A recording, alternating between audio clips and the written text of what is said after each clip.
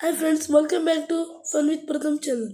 Friends, ನೀವು ಯಾವತ್ತಾರು ಅಂದ್ಕೊಂಡಿದ್ದೀರಾ ಕುಂಭಮೇಳ ಏತಕ್ಕೆ ಮಾಡ್ತಾರೆ, ಇದರೊಳಗೆ ಎಷ್ಟು ಟೈಪ್ಸ್ ಇದ್ದಾವೆ, ಮತ್ತು ಇದು ಏತಕ್ಕೆ ಮಾಡ್ತಾರೆ, ಯಾರು ಸ್ಟಾರ್ಟ್ ಮಾಡಿದ್ದು, ಏನಾಗಿತ್ತು ಅಂತ ಇದ್ರ ಬ್ಯಾಕ್ ಸ್ಟೋರಿ ನಾನು ಇವತ್ತು ಹೇಳ್ತೀನಿ. ಫ್ರೆಂಡ್ಸ್, ಒಂದಾನೊಂದು ಕಾಲದಲ್ಲಿ ಶಿವ ಮತ್ತು ಬ್ರಹ್ಮನ ಮಧ್ಯೆ ಒಂದು ಇದಾಗುತ್ತೆ, ಅಂದರೆ ಫೈಟ್ ಆಗುತ್ತೆ. ಅಂದರೆ ಒಂದು ದಿವಸ ಎಲ್ಲರೂ ಮೀಟಿಂಗ್, ಅಂದರೆ ಅವರೊಂಥರ ಮೀಟಿಂಗ್ ಪ್ಲೇಸ್ ಇರುತ್ತೆ, ಮೀಟಿಂಗ್ ಮಾಡ್ತಾ ಇರ್ತಾರೆ. ಆವಾಗ ಬ್ರಹ್ಮ ಹೇಳ್ತಾರೆ, ನಾನು 5 ತಲೆ ಇದೆ, ನಾನೇ ದೊಡ್ಡವನು. ಬ್ರಹ್ಮ ವಿಷ್ಣು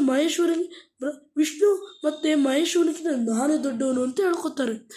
ಆವಾಗ ಎಷ್ಟೇ ಸಹಿಸ್ಕೊಳಕ್ಕಾಗಿಲ್ಲ, ಶಿವನ ಕೈಯಲ್ಲಿ ಕೋಪ ಜಾಸ್ತಿ, ತಡ್ಕೊಳಕ್ಕಾಗ್ದಲೇ ಅವರು ಒಂದು ಪ್ರಹಾರ ಮಾಡ್ತಾರೆ. ಅದರಿಂದ ಅವರು ಒಂದು ಕೂದಲನ್ನು ಕೇಳ್ತಾರೆ. ಅವಾಗ ಕಾಳಭೈರವ ಬರ್ತಾನೆ. ಕಾಳಭೈರವ ಅವ್ರ ಶಿರಛೇದನ ಮಾಡ್ತಾನೆ 5th ತಲೆಯಿಂದ. ಆಮೇಲೆ ಅವನು ಹೇಳ್ತಾರೆ, ಇನ್ಮೇಲೆ ನಿಮ್ಮ ಜಂಬ ತೋರಿಸ್ಬೇಡಿ ಅಂತ. ಹಿಂಗೆ ಎಲ್ಲ ಆದಮೇಲೆ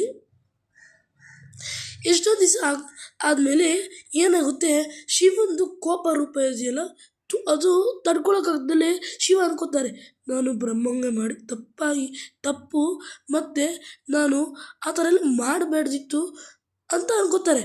ಆದರೆ ಟೈಮ್ ಮೀರೋಗಿತ್ತು, ದೇವ್ರ ಕೈಲಿ ಹಿಂದೆ ಟೈಮಲ್ಲಿ ಹೋಗ್ತಾಗ್ತಿರ್ಲಿಲ್ಲ. ಅವಾಗ ಅವರು ಏನು ಮಾಡಿದ್ರು ಅಂದರೆ, ಅವ್ರ ಕೋಪ ರೂಪನ ಒಂದು ಮಗುಳಿಗೆ ಹಾಕಿದ್ರು. ಆ ಮಗು ಹೆಸರೇ ಮಹರ್ಷಿ ವೇದವ್ಯಾಸ. ಅವರು ಏನು ಮಾಡಿದ್ರು ಅಂದರೆ, ಅವರ ಮಗು ಅವ್ರು ಕೃಷ್ಣನು ಅವ್ರನ್ನ ಮುಟ್ಟಕ್ಕೆ ಹೆದರ್ತಿದ್ರು, ದೇವತೆಗಳು ಅವ್ರನ್ನ ಮುಟ್ಟಕ್ಕೆ ಹೆದರ್ತಿತ್ತು, ಅಷ್ಟು ಪವರ್ಫುಲ್ ಅವರು ಒಂದ್ಸರಿ ಶಾಪ ಕೊಡ್ತಾರೆ. ಏನಂತ ದೇವತೆಗಳಿಗೆ, ನೀವೇ ಸತ್ತೋಗಿ ಅಂತ ಶಾಪ ಕೊಡ್ತಾರೆ. ಆದರೆ ಸ್ವಲ್ಪ ದಿವಸ ಆದಮೇಲೆ ಅವರು ಫನ್ ಅನ್ಕೋತಾರೆ.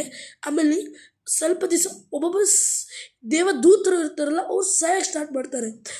ಆಮೇಲೆ ಹೋಗಿ ಎಲ್ಲ ದೇವತೆಗಳು ವಿಷ್ಣು ಹತ್ರ ಬೇಡ್ಕೋತಾರೆ. ವಿಷ್ಣು ಹೇಳ್ತಾರೆ, ನಾನು ಚಕ್ರಧಾರ, ನನಗೇನು ಆಗಲ್ಲ, ನಿಮಗೆ ಆಗುತ್ತೆ, ನೀವು ಹೋಗಿ ಸಮುದ್ರ ಮಂಥನ ಮಾಡಿ ಅಂತಾನೆ. ಸಮುದ್ರ ಮಂಥನ ಮಾಡೋಕ್ಕೆ ಅಂತ ಒಂದು ನೀರಿರುತ್ತೆ, ಒಂದು ತುಂಬ ಲೇಕ್ ಬರ್ತಾರೆ. ಆ ಲೇಕ್ ಹೆಸರು ಮಾನಸಿ ರಿವರ್. ಇದು ಎಲ್ಲಿ ಹರಿತಿದೆ ಅಂದರೆ, ಈಗ ಬೆಂಗಳೂರಲ್ಲಿದೆ. ಈಗ ಅದು ಕೆರೆ ಬತ್ತೋಗಿದೆ, ಇದು ಈಗ ಬೆಂಗಳೂರಾಗಿದೆ. ಅದು ಈಗ ಫುಲ್ ಅವರು ಒಂದು ಆಮೆ ಸಪೋರ್ಟು ಕೊಡುತ್ತೆ, ಮತ್ತು ಒಂದು ಬೆಟ್ಟ ಬರುತ್ತೆ, ಶಿವಂದು ಇರೋ ಹಾವು ಅದನ್ನು ಎಳಿಯೋಕ್ಕೆ ಸ್ಟಾರ್ಟ್ ಮಾಡುತ್ತೆ. ಅದಾದಮೇಲೆ ಸ್ವಲ್ಪ ದಿವಸ ಆದಮೇಲೆ ಅವರು ಅದರ 3 days ಮಾಡ್ತಾರೆ. ಫಸ್ಟ್ ಬರುತ್ತೆ ವಿಶ್ವ ಅಂಥದ್ದು, ಆಮೇಲೆ ಲಕ್ಷ್ಮಿ ಬರ್ತಾರೆ. ಇನ್ನು ಮತ್ತೆ ನೋಡಬೇಕು ಅಂದರೆ ಇಂಥದ್ದನ್ನ ಪಾರ್ಟ್ 2.